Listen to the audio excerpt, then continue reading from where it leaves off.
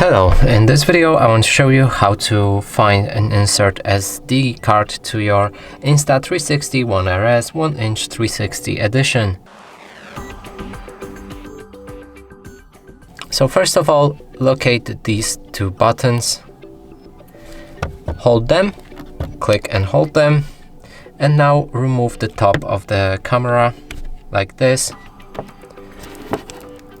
From here we'll focus on this thing and the handle, and simply open the USB right here.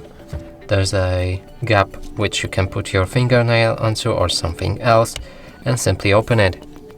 Now we'll need to slide down this inner handle, and from here we should be able to disconnect this from the screen like this. And right here, let me take the SD card. You can insert SD card right under the screen right here. It indicates this way, so let's try that. Make sure that the SD card is locked like this, and to remove it simply click on it and take it out. And that's it for this video. Hope you like it. Please consider subscribing to our channel, leave a like and a comment below.